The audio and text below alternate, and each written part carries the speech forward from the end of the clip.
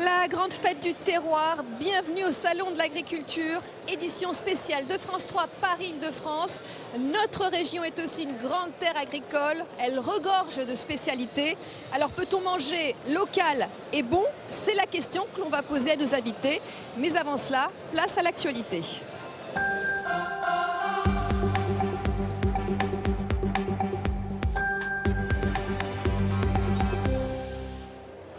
Bonsoir à tous. Dans l'actualité en Île-de-France ce soir, tout d'abord cette demande du parquet financier de renvoyer devant un tribunal correctionnel 8 personnes, parmi lesquelles Jean-Pierre Bechter, l'actuel maire de Corbeil-Essonnes, dans l'affaire dite des achats de vote. Les faits remontent à une dizaine d'années, des élections municipales controversées entre 2008 et 2010. La justice estime aujourd'hui que des dons effectués à l'époque par Serge Dassault s'apparentent à des achats de vote. Le parquet financier parle également de financement illégal de campagne électorale.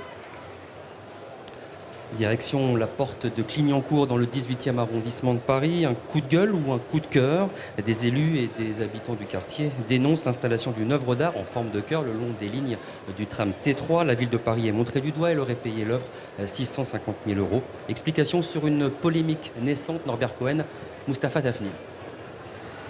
Au cœur de la polémique, le cœur de la porte de Clignancourt. 3800 carreaux de faïence assemblés en œuvre d'art est censé représenter l'identité de ce quartier populaire.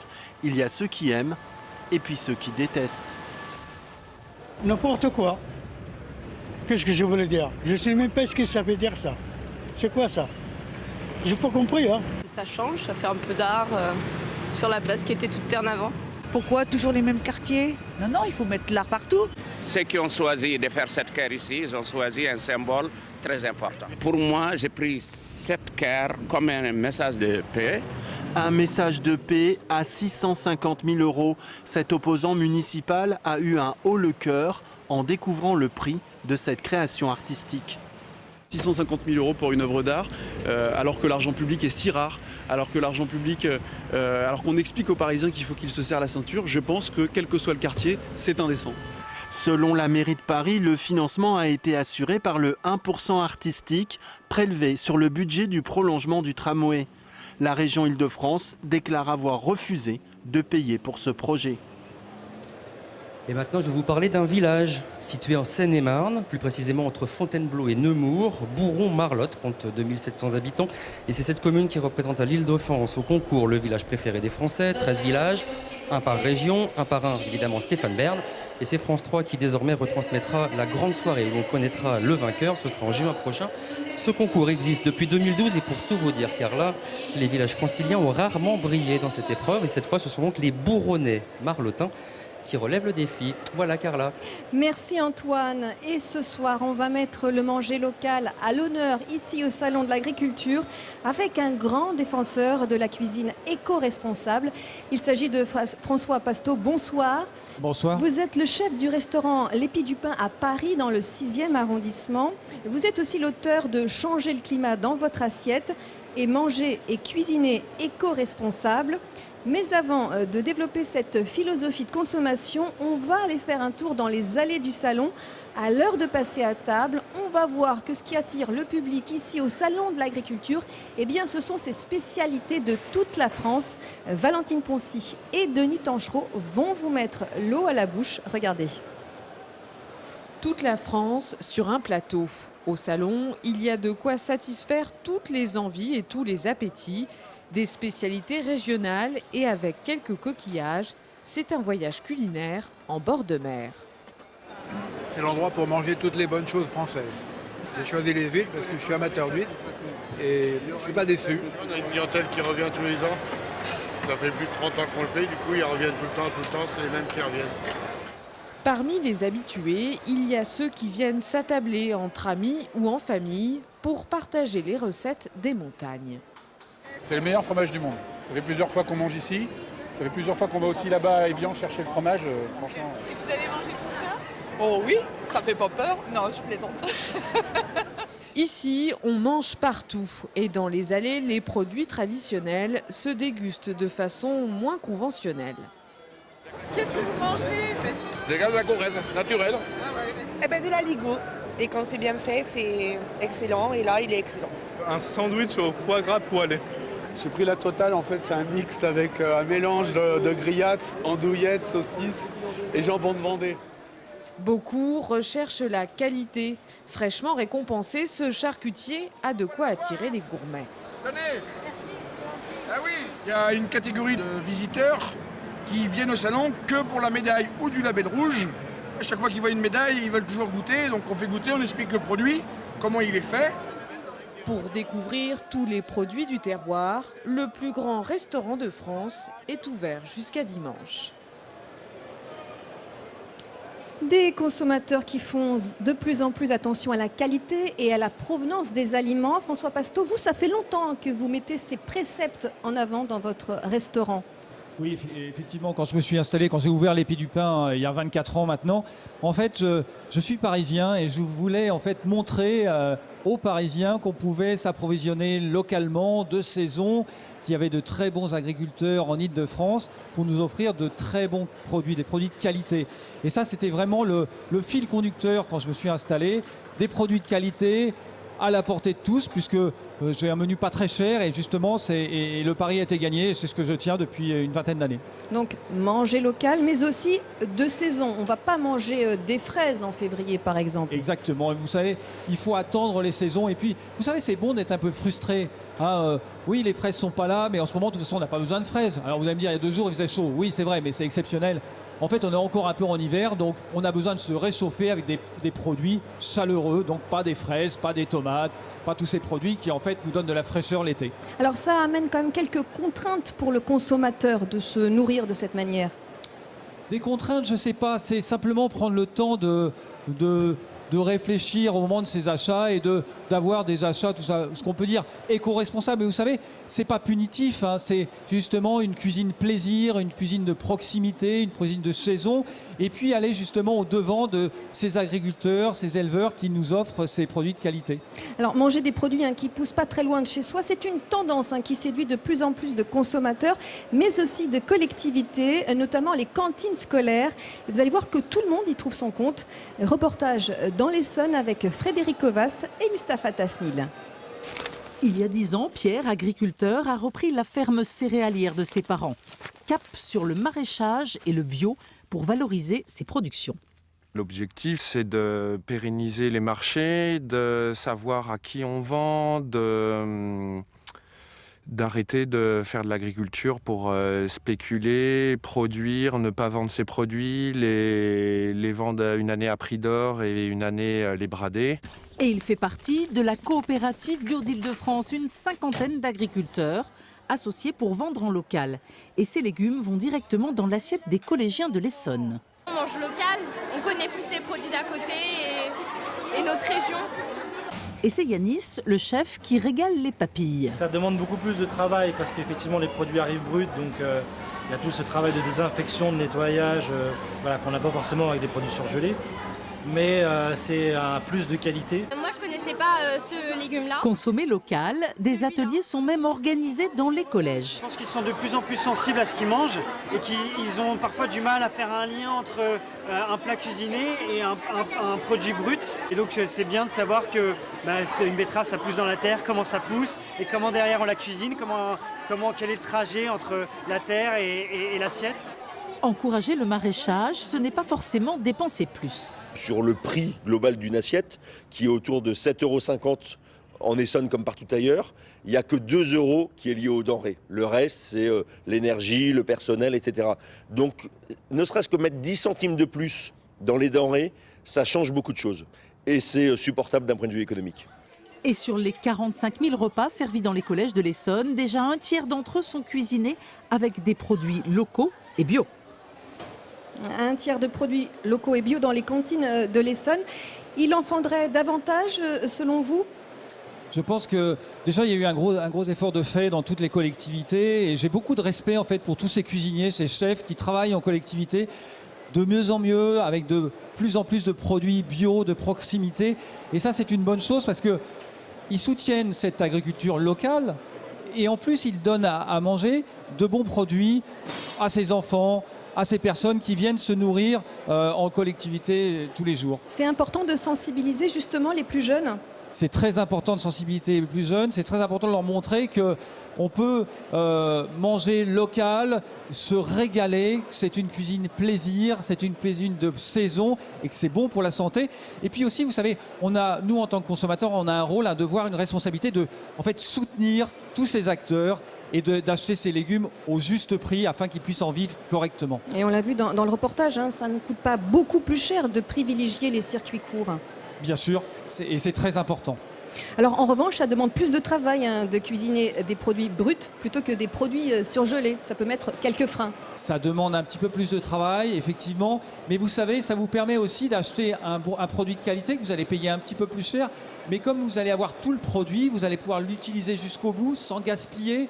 Donc vous allez, dans un premier temps, l'acheter au juste prix pour bien rémunérer l'agriculteur. Ça va être bon pour votre santé et vous allez pouvoir en fait cuisiner en famille. C'est ça aussi qu'il faut retrouver, c'est prendre un petit peu de temps parce que vous savez, quand vous préparez le repas en famille, à ce moment-là, vous vous racontez votre journée et puis vous mettez vos papilles en éveil, si je peux dire, vous commencez à saliver et c'est un vrai moment de bonheur et c'est important. Ça fait partie de l'éducation des enfants. Ça fait partie de l'éducation des enfants, bien évidemment. Alors le Salon de l'Agriculture, c'est aussi un lieu pour faire des découvertes. On va retrouver Yannick Le Gall dans les allées. Il va nous expliquer comment on fabrique un fromage, c'est bien cela ?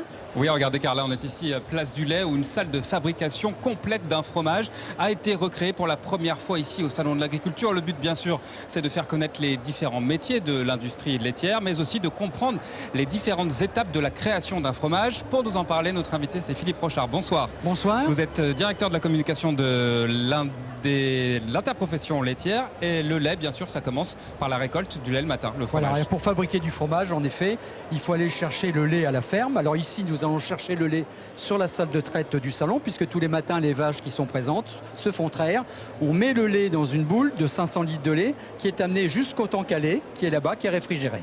Donc après, on rentre à l'intérieur. Il y a combien d'étapes différentes pour fabriquer un fromage ? Il y a 5 étapes de fabrication pour ce fromage.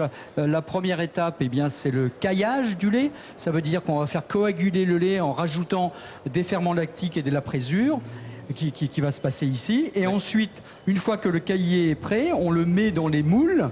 Alors les moules, ils peuvent être ronds, ils peuvent être carrés en fonction du fromage qu'on a. La forme voilà. Qu'on veut. Donc là, on a choisi un moule qui est rond. Voilà. Ensuite, une fois que le fromage est mis dans les moules, on le laisse égoutter. On va les goûter. Il va s'égoutter pendant quelques heures et après l'égouttage, on va retourner le fromage. Donc ça, c'est quelques heures, c'est ça l'égouttage ? Oui, c'est quelques heures en effet sur cette partie égouttage. Là, on va retourner les fromages. Très bien. Et puis l'étape suivante, qui est l'avant-dernière étape, c'est le salage du fromage, pour qu'on puisse donner le goût au fromage. Et la dernière étape, on va le mettre dans une cave d'affinage pendant 2 à 3 semaines, puisqu'on est sur une pâte molle à croûte fleurie.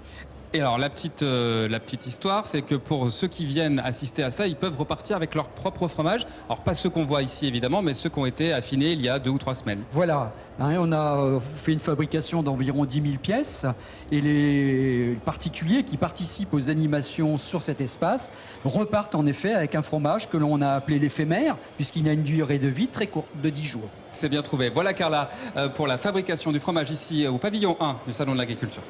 Merci Yannick, c'est aussi ça, le Salon de l'Agriculture, un lieu où les consommateurs peuvent découvrir le travail des producteurs et ils sont de plus en plus nombreux à aller acheter leurs produits directement à la ferme. Exemple en Seine-et-Marne avec Frédéric Ovas et Gilles Bezou.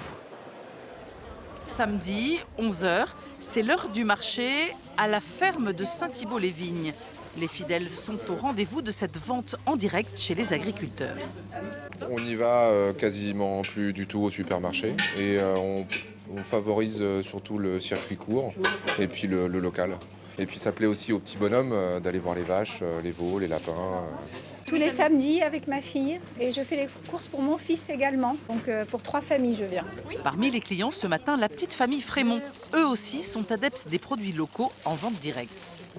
Moi j'ai vécu à la campagne, j'essaie de reproduire ça avec mes enfants, voilà tout simplement. Ils viennent chercher la transparence, l'authenticité, le produit frais, le local. Retour à la maison pour ranger les courses. Chez les Frémont, manger sain c'est une priorité. très important pour moi que mes enfants mangent sainement. Voilà, de la viande qui vient du producteur, des petits légumes du jardin. Et il y a un an, ils ont même investi dans l'agriculture en parrainant une vache. Et la voici, c'est Noudzi.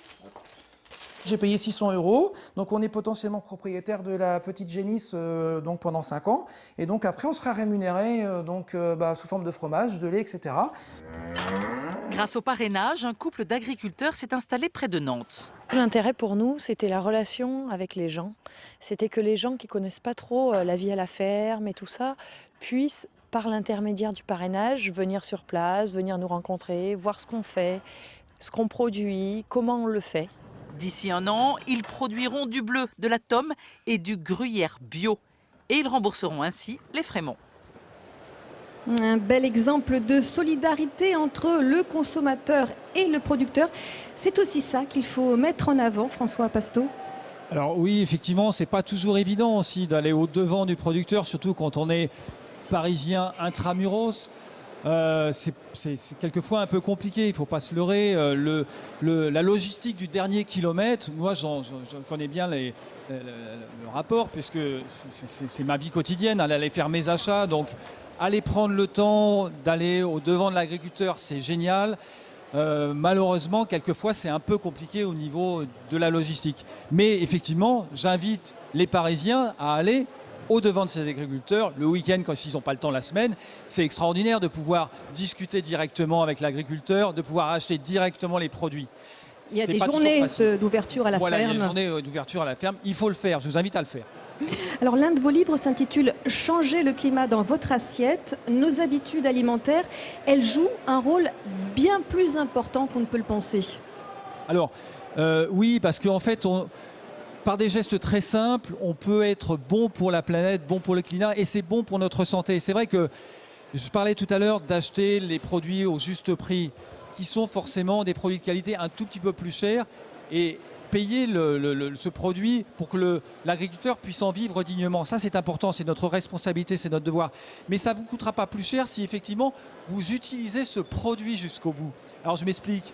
Par exemple, vous allez acheter des navets avec ses fans. Eh ben, ne jetez pas les fans. Avec les fans de navets, vous pouvez vous amuser à faire un petit coulis ou même une soupe. Avec les épluchures de navets, vous pouvez vous amuser à faire de la friture. Oui, c'est une de vos spécialités, ça, de cuisiner les épluchures. Alors, écoutez, j'essaye au maximum de ne pas jeter.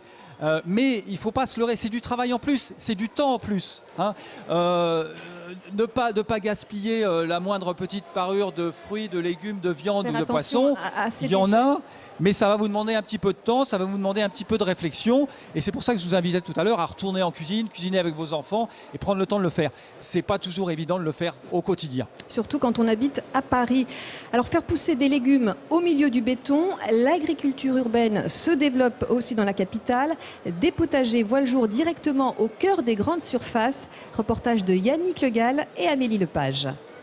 Derrière ces tomates se cache un potager urbain en plein cœur du rayon fruits et légumes de ce supermarché. Dans ces serres vitrées poussent persil, menthe, coriandre et basilic. Elles iront directement dans le caddie des clients. C'est génial, on a toutes les herbes fraîches. C'est vraiment pour cuisiner, c'est ce qu'il faut, quoi.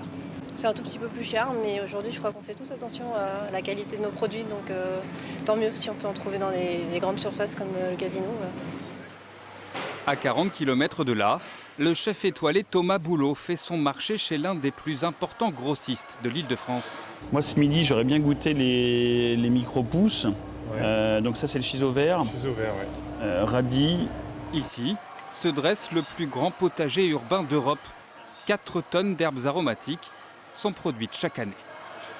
Ça fonctionne sur la base de 3 grands principes. Le premier, c'est l'hydroponie. Les plantes poussent ici en hydroponie, c'est-à-dire dans l'eau. Le deuxième principe, c'est le principe des jardins verticaux. Aussi, on a fait du design pour pouvoir cultiver plusieurs stades de maturité de plantes sur plusieurs étages. Le dernier point important, c'est la technologie. On utilise beaucoup de nouvelles technologies à l'intérieur pour mesurer la température, l'humidité et contrôler en permanence, en temps réel, à distance, l'écosystème créé par chacune des fermes. Il faut taper du poing et que tout le monde s'y mette pour essayer vraiment d'avoir les produits de saison et faire moins de pollution sur la planète. C'est hyper important. De la cueillette à l'assiette, plus aucun intermédiaire. Ça va vraiment nous finir la fraîcheur du plat. Et un gage d'herbes fraîches sans pesticides toute l'année. Pour l'instant, on compte 20 potagers urbains dans toute la France, le double d'ici cet été. Et on va continuer à se balader avec Yannick Le Gall dans les allées du salon. Et cette fois-ci, vous êtes avec les moutons. Pour traverser le hall 1, on est ici sur le stand des Mérinos de Rambouillet. C'est une race qui existe depuis le XVIe siècle, depuis 1786. Alors ici, il y a 2 brebis et 2 mâles. Et on va en parler avec notre invité. Bonsoir. C'est une race qui est... Quelles sont ses particularités de cette race ? Déjà une particularité historique, puisque ce sont des moutons qui sont arrivés sous Louis XVI, de l'importation d'un seul et même troupeau qui a constitué une race en s'installant dans le parc du château où on a construit la bergerie nationale. Alors aujourd'hui, je disais, il y a 4 animaux qui sont là, mais à la bergerie, bien sûr, c'est là où on peut prendre plus le temps de les apprécier plutôt qu'ici peut-être ? Oui, il y a 160 animaux de la race à Rambouillet. Alors on peut visiter la ferme et découvrir ces mérinos avec des temps forts sur l'année, avec des événements, notamment les 6 et 7 avril, où il y aura un week-end dédié particulièrement à la thématique du mouton et de la laine, avec des démonstrations de tonte, avec des forums sur les filières courtes de valorisation de la laine, concours de chiens de berger et toutes les activités de la ferme qui seront mises en scène. Merci beaucoup. Voilà, le Salon de l'Agriculture, car là, c'est aussi un avant-goût de ce qu'on peut trouver dans notre région Île-de-France. Merci Yannick, et nous sommes donc toujours au Salon de l'Agriculture pour parler des productions locales. Et on accueille Delphine Dubois et Élodie Germain. Bonsoir à toutes les deux. Bonsoir. Vous avez lancé la marque Les Trois Chouettes, une marque de condiments bio et locaux. Élodie Germain, comment est née cette aventure ? Alors en fait, elle est née d'un constat. Un jour, on est tombé sur un reportage consacré aux cornichons. Et est-ce que vous savez d'où vient notre pot de cornichons qu'on a tous dans notre frigo aujourd'hui ? De très loin. Eh bien ouais, malheureusement de très loin, de 85%, notre pot de cornichons vient d'Inde. Du coup, avec Delphine, on s'est dit qu'on allait lui trouver une alternative bio et locale. Et on a décidé de fabriquer des pickles à partir de légumes qui viennent de près de chez nous. Et du coup, de proposer une variété aux consommateurs de pickles pour mettre du peps dans son assiette. Votre laboratoire est du côté de Rungis. C'est facile de trouver des légumes bio dans notre région. On sait que la demande est quand même très forte. Oui, alors très tôt, on a noué des partenariats en direct avec des producteurs. Donc aujourd'hui, on a un réseau de partenaires en Île-de-France. Et les coopératives bio, telles que le GAB, le groupement d'agriculture bio d'Île-de-France, nous aident à nous approvisionner. Et chaque année, en début d'année, on planifie des semis avec les producteurs qui sont dans le réseau du GAB. Alors concrètement, quels sont ces légumes et où est-ce que vous allez les chercher exactement ? Alors, par exemple, si on prend nos pickles de carottes, on va les chercher au Mureau. Là-bas, il y a quelqu'un qui est installé, qui s'appelle Xavier Dupuis. Il s'est installé à un endroit où, au départ, il y a un circuit de Formule 1 qui devait être installé. Et il a réussi à reprendre cette ferme. Et aujourd'hui, il y a plein de beaux légumes et qui vont notamment dans les assiettes aussi d'enfants qui fréquentent les cantines scolaires. On peut parler de la betterave aussi, qui vient quasiment du même endroit. Et on a du pois chiche, puisqu'on fait aussi un houmous d'Île-de-France qui vient de la région d'Étampes. Voilà. Et c'est aussi une manière de participer à l'économie locale. Exactement, parce que au-delà de nouer ces partenariats en direct avec les agriculteurs ou les coopératives, on a installé notre atelier aux portes de Paris. Donc on crée de l'emploi, on est vraiment ancré dans une dynamique territoriale, en travaillant avec des distributeurs aussi, des restaurateurs, peut-être un jour avec François, on l'espère. Ouais, alors justement, François Pasteau, ça vous donne envie d'utiliser leurs condiments ? Oui, bien sûr, évidemment, les produits de proximité, pour moi, c'est très important. Les pickles, bon, on en fait, nous, cuisiniers, on en fait beaucoup dans nos cuisines. Bon, peut-être pas tous, mais c'est vrai que c'est une très belle idée, c'est une très jolie idée, je dirais. Bravo, parce que vous utilisez des produits de proximité, vous allez justement anoblir ces produits. Et le pickle, c'est vraiment aussi, c'est quelque chose qu'on a oublié dans nos cuisines, mais qui est tellement simple à faire. Alors justement, aussi. on va rester en cuisine, François Pasteau. Vous êtes venu avec une entrée et un plat principal. Montrez-nous tout ça. Alors, ils vont nous les ramener, les plats, je pense. On va rester, nous, à notre place. Vous pouvez nous ramener les plats, s'il vous plaît ? Alors, le plat principal. Alors, vous avez là un filet de merlu. C'est du merlu de ligne qui vient de Saint-Jean-de-Luz. Alors, il faut savoir que le merlu, il fait partie des poissons qui sont issus de la pêche durable, c'est-à-dire que les poissons qui ne sont pas menacés. Vous savez, c'est très important quand vous achetez du poisson de bien vérifier si les stocks sont suffisamment importants pour ne pas mettre en péril l'espèce. Prenez l'assiette et Donc ça a été farci avec du persil d'Île-de-France, bien évidemment. Et l'entrée? Et l'entrée, donc c'est un œuf déstructuré. Déstructuré Vous pouvez le pourquoi? prendre, allez le prendre, allez-y. Parce que vous avez le jaune qui est d'un côté, vous avez le blanc, vous avez des poireaux d'Île-de-France, vous avez de la farine de pois chiche. J'ai fait une tuile de soca, donc la farine Oui, de pois enfin, chiche. le pamplemousse, c'est pas vraiment Et oui, de la mais région, ça, ça. hein, vous savez, et pas c'est trop. important, et vous faites bien de rebondir dessus. Il ne faut pas se couper du monde aussi. Oui, il faut rester Utiliser les ouvert. épices, utiliser le café, C'est la vanille. l'exception Marco Polo. Voilà, Exactement. voilà, c'est l'exception Marco Merci, Polo, c'est exactement. ainsi que s'achève cette édition spéciale. Ça passe trop vite. Elle vous aura peut-être donné envie de découvrir les produits des agriculteurs de notre région. Merci à François Pasteau, notre chef parisien, bien ancré dans son terroir. Je rappelle les titres de vos ouvrages: Manger et cuisiner éco-responsable aux éditions Hachette. Merci également à Delphine Dubois et Elodie Germain d'être venues nous parler de vos condiments bio et locaux. À suivre la météo et le journal de la rédaction nationale. Très belle soirée à tous. On va goûter maintenant.